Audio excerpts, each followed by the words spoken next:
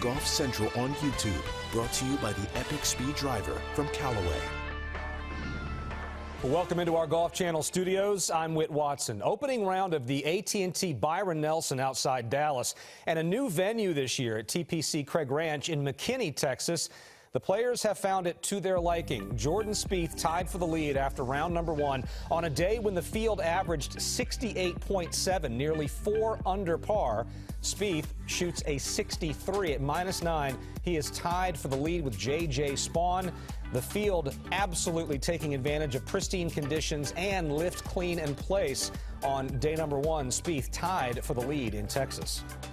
I mean, I could certainly look back and say, you know, I missed a couple pretty easy putts, but I mean, I also made the one on 18. So all in all, yeah, I was a little surprised by kind of picking right back up. And I really started on number 1. I mean, I had nerves on number 1 like it's the first shot of the season.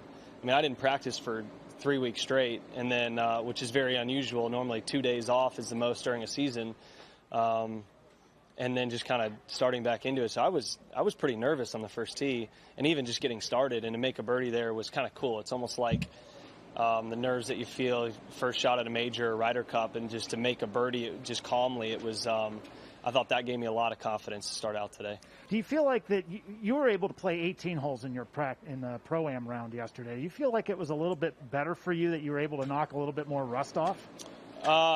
It was my third round I'd played since the Masters.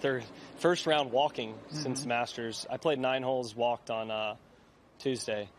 But I noticed it in my legs. I mean, it's just one of those things like it's like with basketball players. I mean, basketball shape's nowhere near golf shape, but when they get out, you know, miss 10 games, it takes a couple games to get your legs back.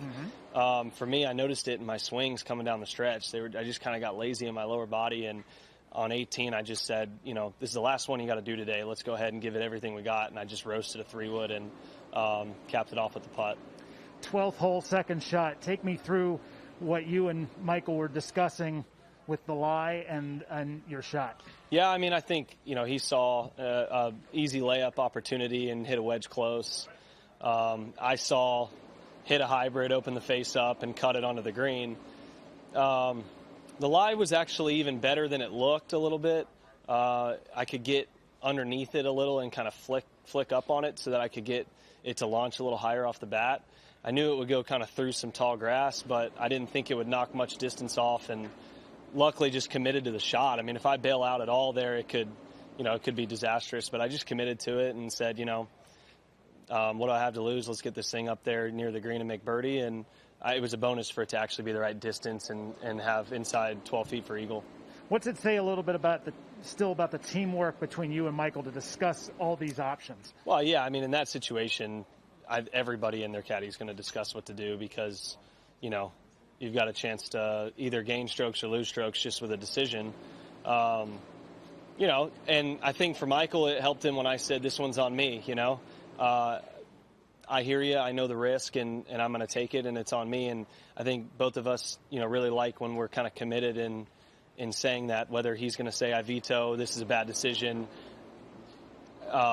you've just made a bogey, you're trying to get it back kind of thing. That was more, you know, I feel good about kind of the lie, and I was thinking clearly and just said, this one's on me, and I hit it, and he's just kind of shaking his head laughing. So, yeah, it was cool. It was a bit lucky, and but also it was a good recovery. On 18, take me through the putt, and then the second part of that with the roar and the fan reaction. The fans giving you a lot of boost all day. Yeah, I think, you know, late in the round they got some swing juice in them, and I think that certainly had something to do with it. But and that we could hear that the last 4 or 5 holes. It broke left to right at the beginning, and the rest of it was straight. And it's one I'm just trying to get to tap in and cap off a good day. And I kind of started leaning because I thought it was going to miss left, and it just kind of fell in the left side of the hole. The roar was pretty electric. It's just fun. it's awesome feeling the support and then being able, I mean, all three of us, we had 2 eagles and a birdie on the last in our group, where we felt that kind of support the whole day. So, you know, we're not necessarily doing it for the roars, but it's a cool bonus at the end when it caps off around like that. Jordan, did you watch you playing with your buddies, the guys you played with? What was that like today, playing with those guys? Yeah, it felt more like a regular tournament than it did around, you know, in town, because we didn't have a game. We were, you know, so we normally are all playing in a game together, but it was fun. I mean, they're both obviously incredibly talented. I told Michael on the second hole, I was like, Mikey, this is weird, man. I mean, I remember being on the green in the group with these guys when I was like 13 and they were 11. And so what a kind of cool experience to see that now, and obviously the success they've had. I've had, you know, obviously tons of respect for both of them since then. And if I've ever been asked about either one of them, I've said there's no doubt that they'll be out here for a long time. And so there's a lot of things I say that are 75% BS, but that happened to be one of them where it hit. Do you remember anything about when y'all played in 206 at Firewheel? Last time you played? No, is that right? Yeah. That'd be cool if there's a picture from there. I don't know if there is, but that time too.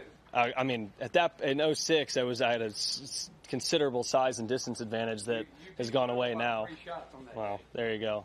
Yeah, they've caught up. Thanks, Jordan. The co-leader after round number 1 with Spieth is J.J. Spaun, the native Californian who shot 63 as well. Just 24 putts on the day and 15 out of 18 greens. He shares the lead as they head for round 2.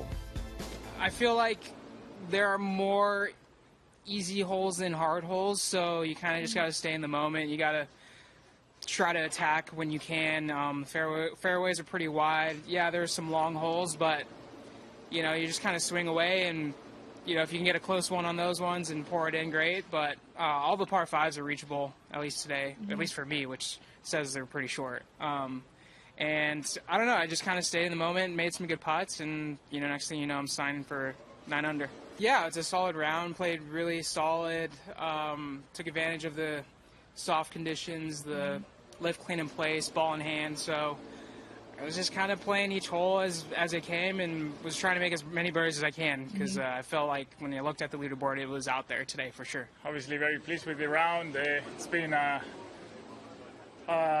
tough year. I'm not really finding much of, my best golf, but today felt really nice. I played overall very good, no regrets. Got off to a very, very strong start, and then there was maybe a time, I think on where I had a long putt to save par, would have meant the second bogey of the day. I managed to hold that, and then I gained momentum again at the end and finished strong. To be fair, so the last 2 events I've missed the cut, and I started with birdie on the first hole that I played, so I told my brother, I hope this doesn't mean that we're going to play bad the rest of the day. So that was the first thing that went through my mind, but then I birdied the next one. I'm like, okay, let's just put some on the credit department. Rafa Cabrera Bello has missed the cut in 4 of his last 5. J.J. Spaun with the low round of the year for him. Both players off to very good starts as they look ahead to round 2 Friday at the AT&T Bryon Nelson.